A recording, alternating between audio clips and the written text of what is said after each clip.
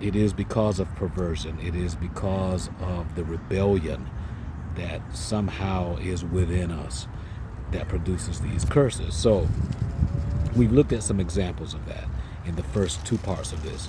We've looked at how we are a selfie generation, and even selfies before the I guess I don't want to say influctuation, but before the, the, the the influx, if you will, of cell phones and that type of stuff. We were selfie generation just even through Polaroid, through movies, 8 millimeter, whatever type film that we used.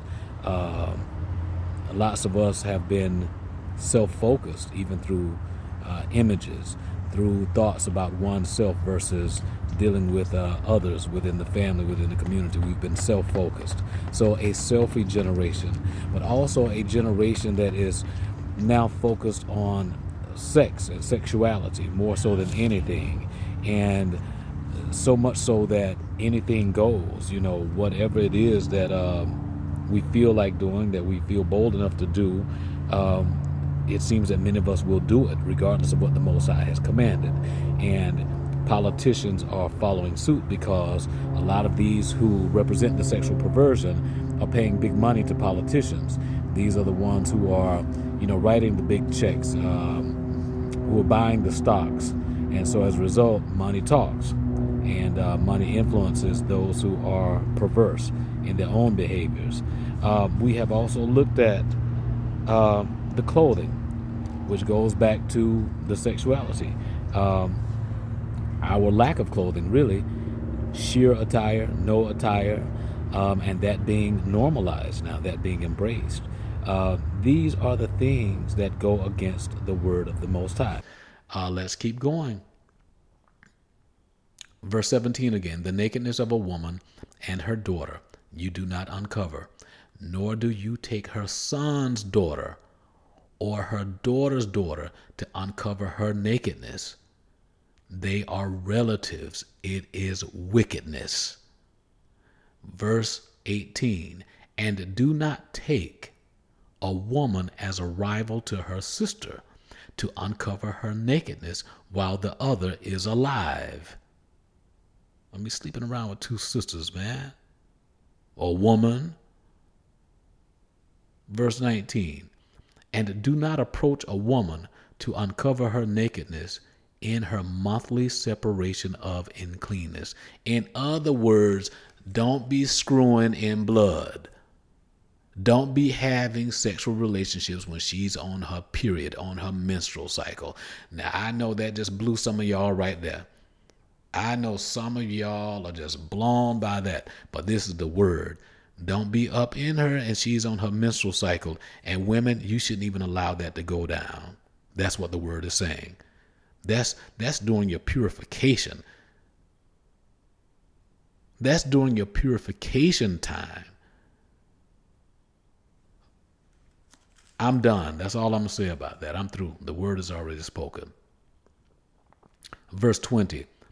And do not have intercourse with the wife of your neighbor to defile yourself with her. Well, that's adultery, isn't it? Verse 21.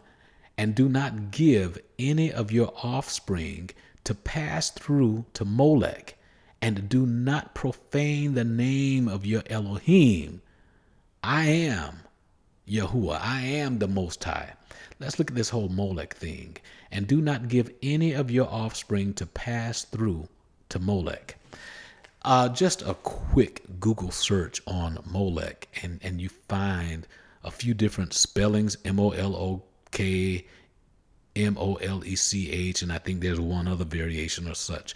But Molech is reported to be a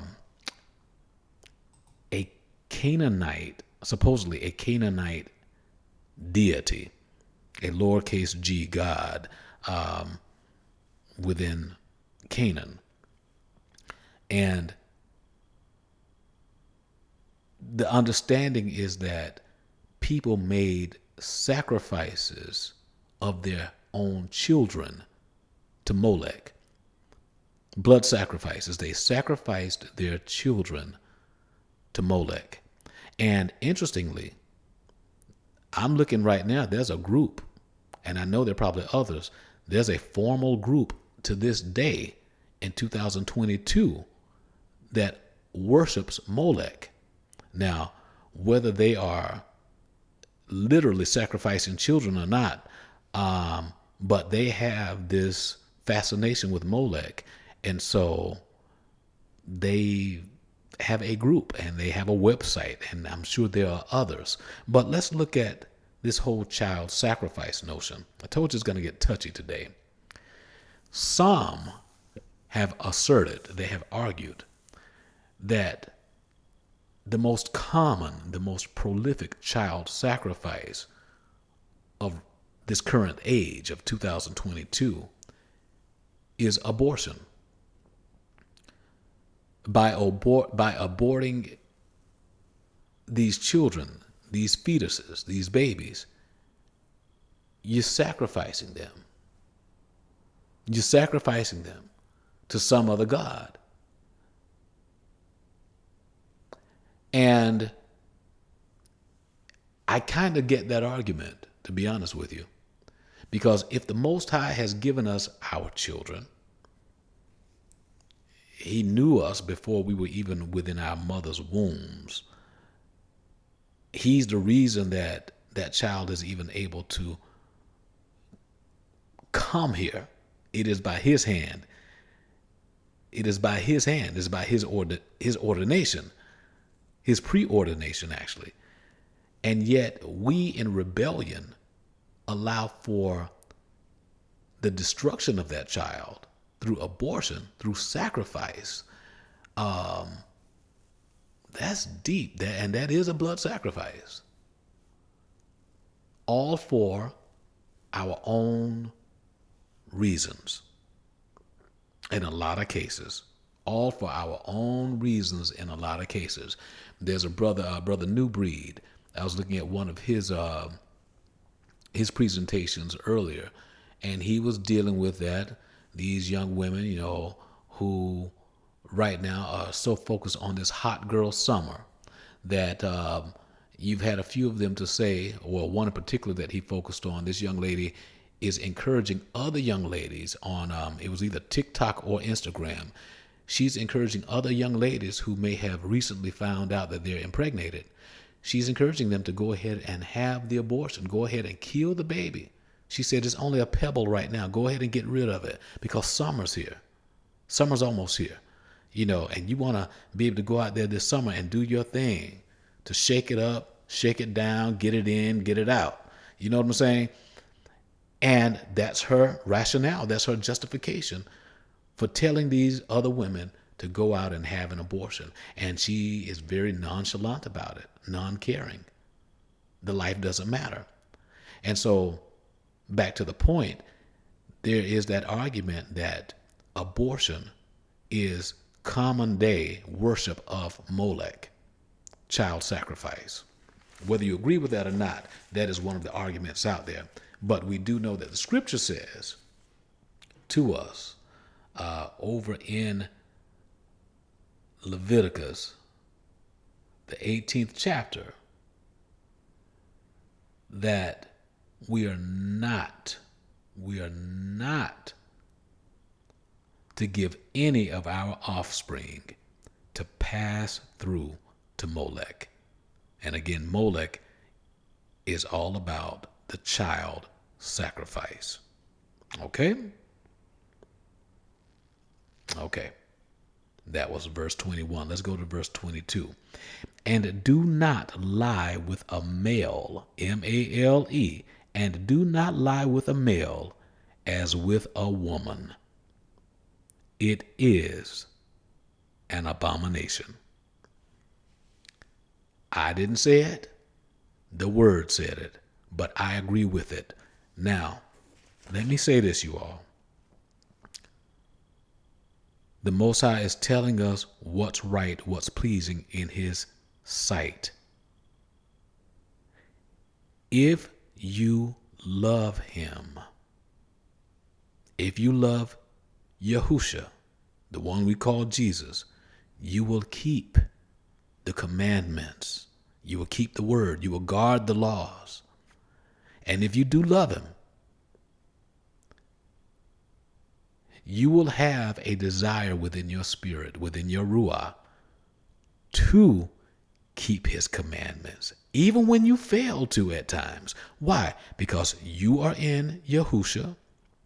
Going back to John, the 14th chapter and verse 15, you are in Yahusha, and Yahusha is in our Father. Again, John 14th chapter, verse 15, if you love me, keep my commandments. And then we skipped down, remember, to verses 18 through 21. And that gave us that understanding of us being in Yahusha and Yahusha being in the Father. And if we are pleasing to Yahusha, if we love Yahusha, that is, then our Father basically is pleased with us. We're loved by him.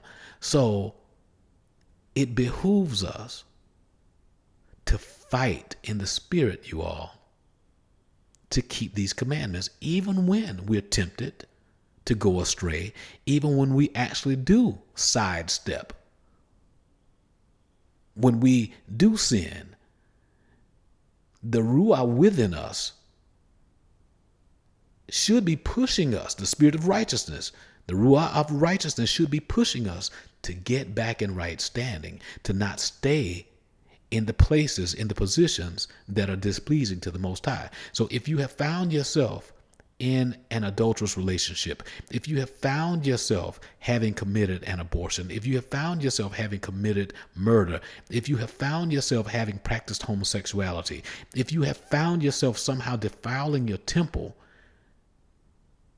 and you actually do have the spirit, the Ruah of the Most High within you, you are then not comfortable. You are not comfortable living like that.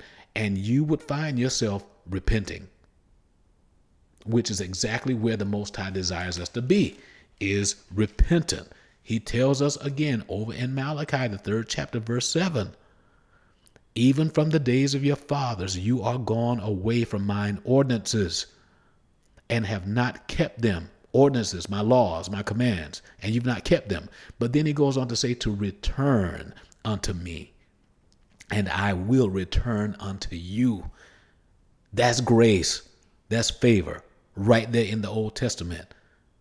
You didn't have to wait on Yahusha to show up on the scene in what we call the New Testament. The Most High has given us favor all the while. All we've got to do is turn back to him. Let's keep going. Let's keep going. This is something. Verse 22, and do not lie with a male as with a woman. It is an abomination. Verse 23, and do not have intercourse with any beast to defile yourself with it. And a woman does not stand before a beast to mate with it. It is perversion. You heard the word mate, M-A-T-E, to have sex with it. Let's read that once again, verse 23. And do not have intercourse with any beast. You shouldn't be out there with dogs and cats and sheep and chickens and goats and horses and bulls and snakes and anything of that sort. Whatever, birds, whatever you're doing, to defile yourself with it. And a woman does not stand before a beast to mate with it. It is a perversion. And you know, if the Bible is speaking of it, is because this is stuff that man is known and prone to do, even to this current day. And again, some of you know of it. You know of it because you know people who have committed to this stuff. Perhaps you yourself have. But if you have the love of the Most High within you, you're not comfortable with that, and you will return. If you've not already sought his favor, his cleansing favor, then you will if you really have his Ruah within you. Okay? We've all sinned, but the matter is, do you dare remain in that sin, or are you comfortable in this sin? Shall we continue in sin that favor may abound? Yah forbid. That's what the word says, and I get it. Verse 24. Do not defile yourselves with all these, for by all these the nations are defiled, which I am driving out before you. The Most High is telling the children of Israel, I'm driving these people out before you. Those Canaanites who've done all this stuff, the ones I told you don't take up their ways when I send you over to their land. Even these ones in Mitzrayim and Egypt, the ones that I'm freeing you from, I'm driving them out. And I told you, don't take their customs and their ways with you also. I need you to be peculiar, to be different, to be righteous, to be upright. Verse 25. Thus the land became defiled, therefore I punished it for its wickedness, and the land vomited out the inhabitants. Verse 26. But you shall guard my laws and my right rulings, and not do any of these abominations. The native nor stranger who sojourns among you. Verse 27. Because the men of the land who were before you have done all these abominations, and thus the land became defiled. Verse 28. So let not the land vomit you out for defiling it, as it vomited out the nations that were before you. For whoever does any of these abominations, those beings who do them shall be cut off from among the people. Verse 30. And you shall guard my charge, so as not to do any of these abominable practices which were done before you, so as not to defile yourselves by them.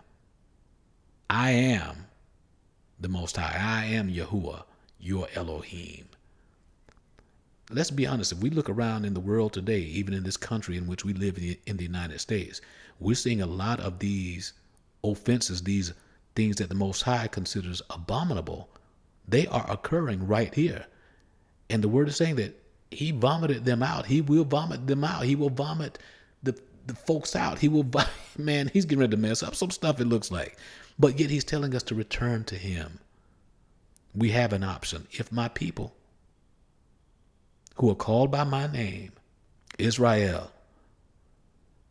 shall humble themselves and pray and seek my face and turn from their wicked ways, then I will hear from Shamayim. I will forgive their sins, and I will heal their land.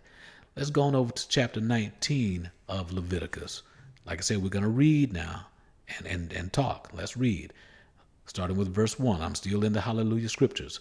And the Most High spoke to Moshe, saying, Speak to all the congregation of the children of Israel, and say to them, Be Kodesh, for I, the Most High, your Elohim, for I, you, Yahuwah, your Elohim, am Kodesh. Okay? Verse 3. Each one of you should revere his mother and his father, and guard my Shabbathoth. Okay? I am Yahuwah. I am the Most High, your Elohim. Verse 4. Do not turn to idols, and do not make for yourselves molded mighty ones. I am the Most High. I am Yahuwah, your Elohim. Verse 5. And when you bring a peace offering to the Most High, bring it for your acceptance. Bring it for your acceptance. When you bring a peace offering to Yahuwah, bring it for your acceptance. Verse 6. It is eaten the same day you slaughter it, and on the next day, and that which is left on the third day is burned with fire. Verse 7. So if it is eaten at all on the third day, it is abominable. It is not accepted. Verse 8. And he who eats it bears his wickedness, because he has profaned the Kodesh.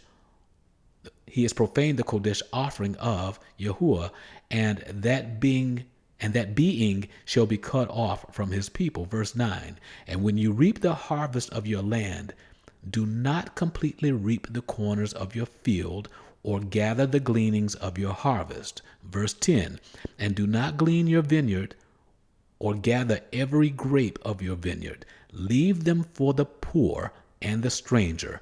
I am Yahuwah, the Most High, your Elohim. Okay, I like verse 9 and 10 specifically because this is dealing with those who are farming, okay? The producers of crops, fruits and vegetables.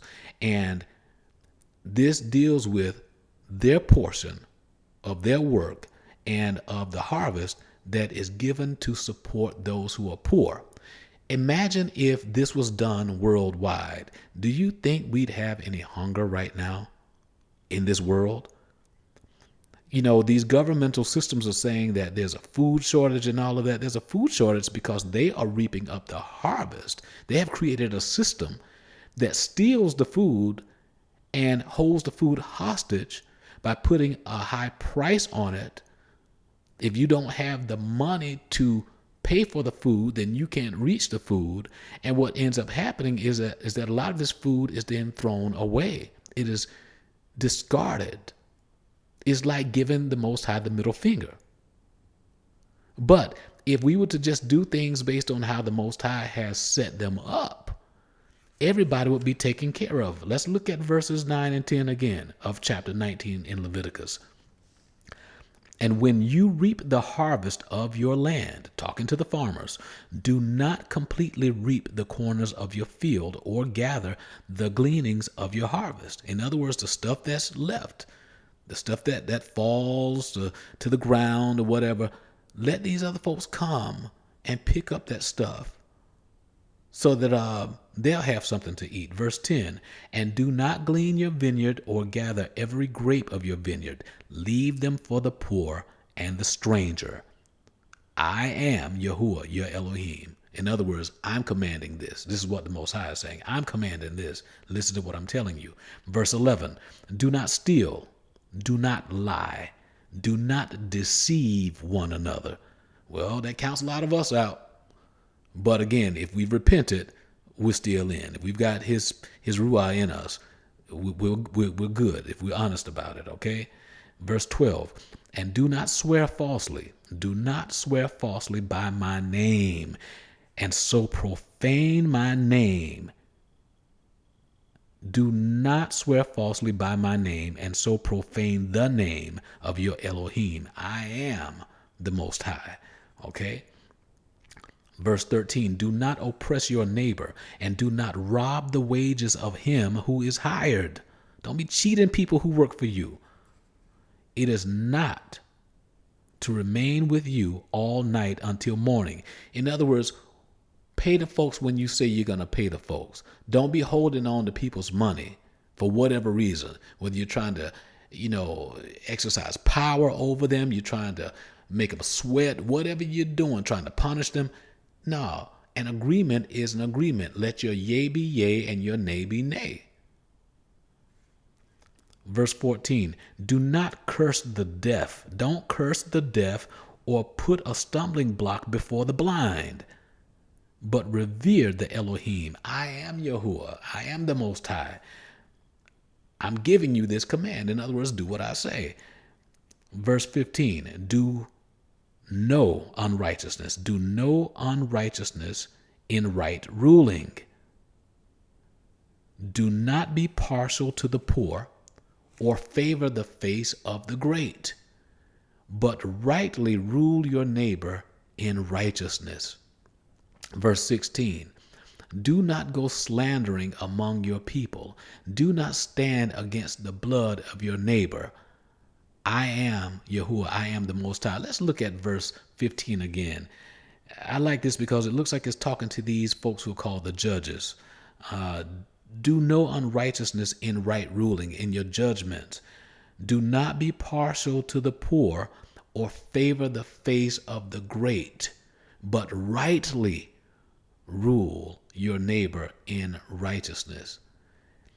Imagine a court system where that was honestly, earnestly, consistently applied, where your money and your status didn't matter, or the lack thereof.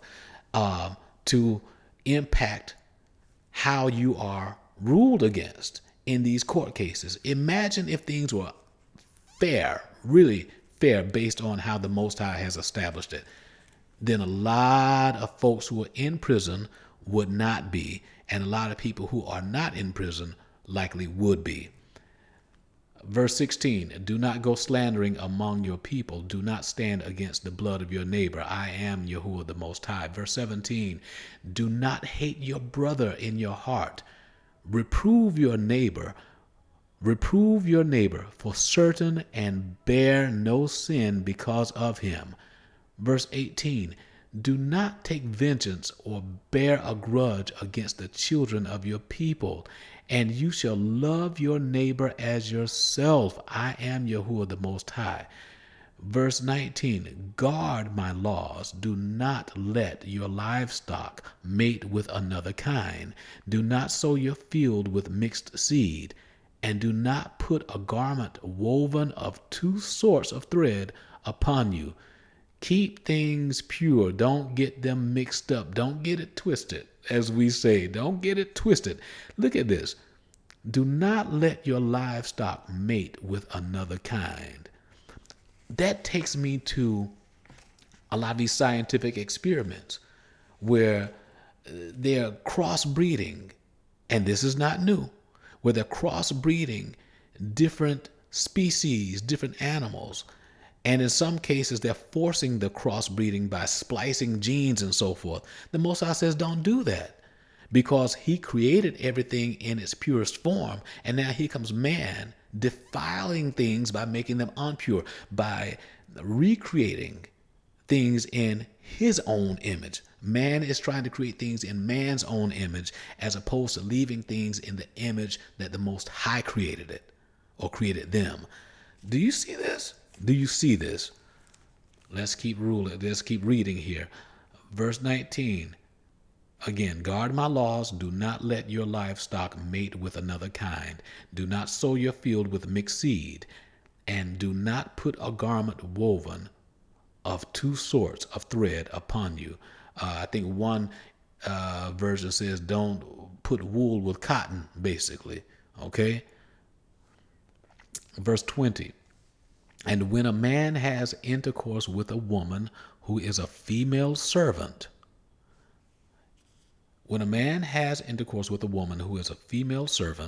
engaged to a man, and who has not at all been ransomed, nor redeemed, nor freedom given, there should be an inquiry. But they are not put to death because she was not free. Let me reread that, because I feel like I didn't read that correctly. And when a man has intercourse with a woman who is a female servant, engaged to a man, and who has not at all been ransomed nor redeemed, okay, nor freedom given, there should be an inquiry. But they are not put to death because she was not free. Verse 21, and he shall bring his guilt offering to the Most High, to the door of the tent of appointment, a ram as a guilt offering. Verse 22, and the Kohen, the priest, shall make atonement for him with the ram of the guilt offering before Yahuwah for his sin which he has done, and the sin which he has sinned shall be forgiven him. Verse 23, and when you come into the land and have planted all kinds of trees for food, then you shall reckon their fruit as uncircumcised. For 3 years it is uncircumcised to you, it is not eaten. Leave the fruit for 3 years, he's saying. This is one of these laws regarding farming and so forth in this sense.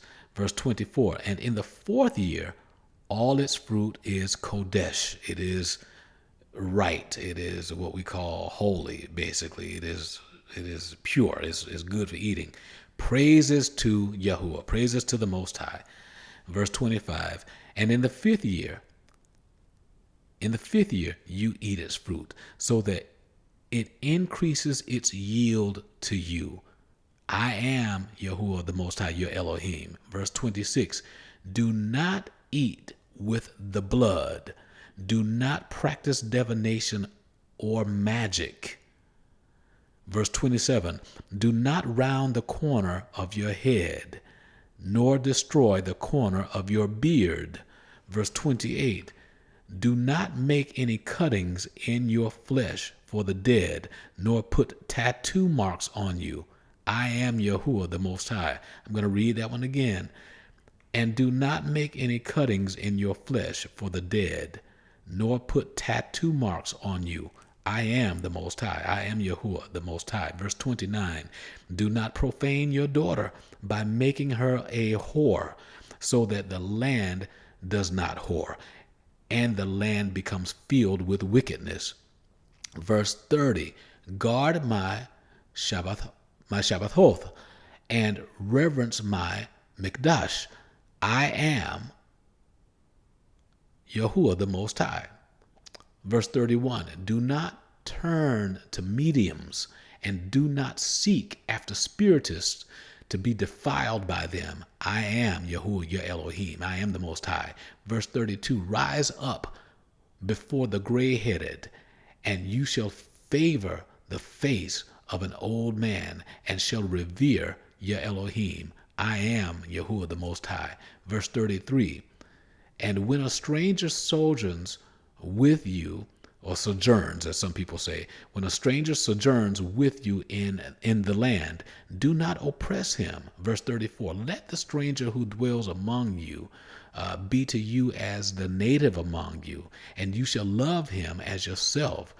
For you were strangers in the land of Mitzrayim, in the land of Egypt. I am Yahuwah, the Most High, your Elohim. So in other words, just because the people don't look like you, just because they're not from your hood, from your block, from your town, okay, from your nation, even from your state, don't mistreat them. Don't treat them unfairly. Don't mistreat them.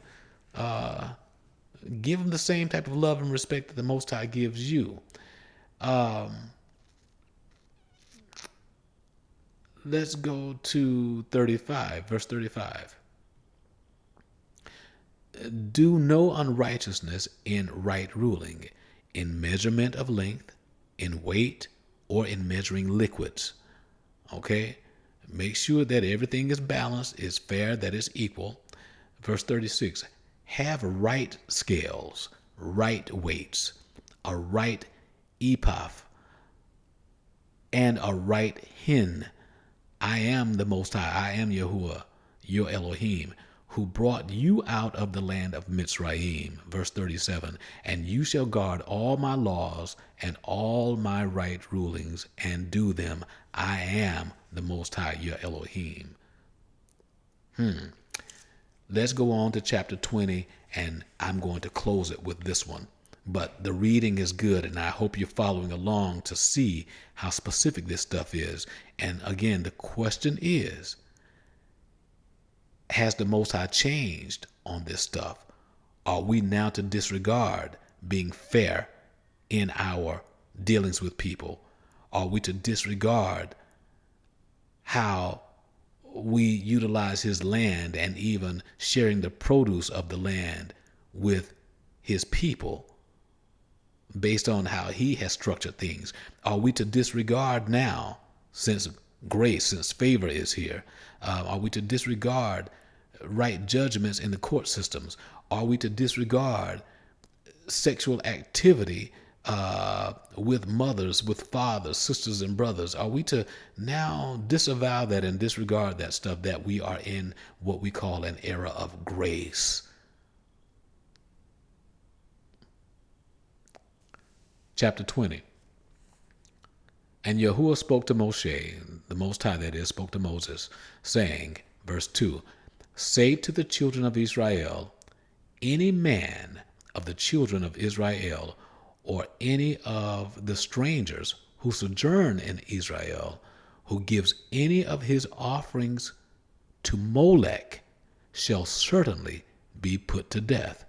The people of the land shall stone him with stones. Okay, none of this sacrifice stuff again.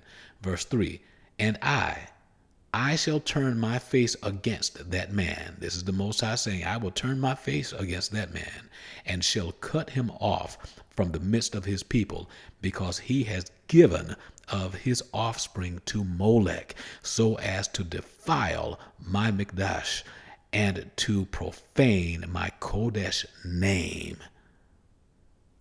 And again, the sacrificing offspring to Molech, some have equated to abortion.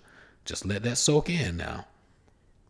Verse 4, and if the people of the land at all hide their eyes from the man, if the people of the land at all hide their eyes from the man, as he gives any of his offspring to Molech, and they do not kill him, then I shall turn my face against that man and against his clan, and shall out him off. I shall cut him off. I will cut him off, and all who go whoring after him, even go whoring after Molech, from the midst of their people. In other words, when you witness, when you know that these folks are killing these children, when they're sacrificing these children, whether it be through abortion, whether it be through some sort of ritual, some sort of worship practice that they're doing, when you see this evil occurring and you turn what we call a blind eye to it, you look away, you don't address it, you don't confront it, then you are just as guilty. And the Most High is saying he's going to cut you off too. It's coming down on you too. Because birds of a feather flock together, and so he's going to burn up the one bird and all the birds that supported the other bird. In other words, you're co-signing on this foolishness. So since you co-signed, the Most High is going to take care of the principal signer and the co-signer. There it is. All right. Verse 6. And the being who turns to mediums and to spiritists to go whoring after them, I shall turn my face against that being and cut him off from the midst of his people. Verse 7, and you shall kadosh yourselves and shall be Kodesh, for I am Yahuwah your Elohim.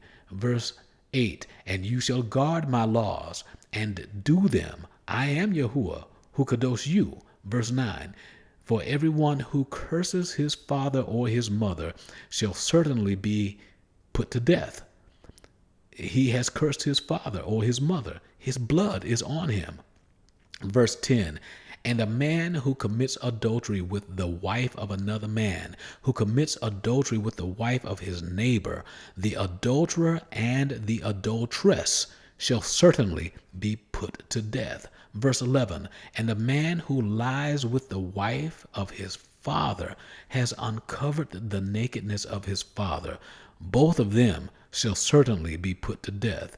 Their blood is upon them. Verse 12, and a man who lies with his daughter-in-law, both of them shall certainly be put to death. They have made confusion. Their blood is upon them. And notice, this is not dealing with rape. This is dealing with consensual sex. Verse 13, and a man who lies with a male as he lies with a woman, both of them have done an abomination. They shall certainly be put to death. Their blood is upon them. Do you see the need for Yahusha, for favor in our lives? Because so many of us have done any number of these offenses at some points in our lives, knowingly in some cases, perhaps unknowingly in others. We better thank God, thank the Most High, thank Yah, that is, for favor, for grace, and walk in that favor while keeping in mind his laws so that we don't end up committing the same errors again. Verse 14, and a man who marries a woman and her mother, it is wickedness. They are burned with fire, both he and they, that there be no wickedness in your midst. Verse 15, and the man who has intercourse with a beast, he shall certainly be put to death, and the beast you kill. You put the man to death and kill the beast, because you shouldn't be doing that. You shouldn't be mixing seed, human and beast. Verse 16, and the woman who approaches any beast and mates with it, you shall kill the woman and the beast. They shall certainly be put to death. Their blood is upon them. Verse 17, and the man who takes his sister, his father's daughter or his mother's daughter, and sees her nakedness, and she sees his nakedness, it is a reproach, and they shall be cut off before the eyes of their people. He has uncovered his sister's nakedness. He bears his wickedness. Verse 18. And a man who lies with a woman during her sickness and uncovers her nakedness, he has laid bare her flow, and she has uncovered the flow of her blood. Both of them shall be cut off from the midst of their people. You see, chapter 20 is basically a summation, a conclusion, a summary of what we've already dealt with. That's why I'm reading it, because we're closing this. Verse 19, and do not uncover the nakedness of your mother's sister, nor of your father's sister, for that is laying bare one's own flesh. They bear their wickedness. Those who do this bear their own wickedness. It's going to be upon them, in other words. Verse 20, and the man who lies with his uncle's wife, he has uncovered his uncle's nakedness. They bear their sin. They die childless. They ain't having children. Verse 21, and the man who takes his brother's wife, it is uncleanness. He has uncovered his brother's nakedness. They are childless. Now, there are some provisions if the brother dies. I'm just doing this as an aside now, side comment. If the brother dies and the brother had no offspring, then the remaining brother, based on Old Testament law, can indeed go into the remaining wife of that deceased brother to produce an offspring, basically in honor of that brother, to keep the lineage going. There is provision for that over in, based on Old Testament law. Hopefully I'm going to find that scripture and reference it within the presentation. But that did come to mind when I read this particular verse. Verse 22. And you shall guard all my laws and all my right rulings and do them, so that the land where I am bringing you to dwell does not vomit you out. In other words, so that you don't contaminate where I'm taking you. I'm taking you to a good, right, righteous, pure place where you can thrive and be kadosh, okay? Where you can be barakesh, and don't go and mess it up, in other words. I'm giving you a clean house, a mansion at that. Don't go up in there treating it like a juke joint. Verse 22, and you shall guard all my laws and all my right rulings and do them, so that the land where I am bringing you to dwell does not vomit you out. Verse 23, and do not walk in the laws of the nation which I am driving out before you.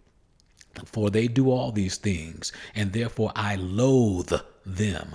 Verse 24, but I say to you, you are going to possess their land, and I myself give it to you to possess.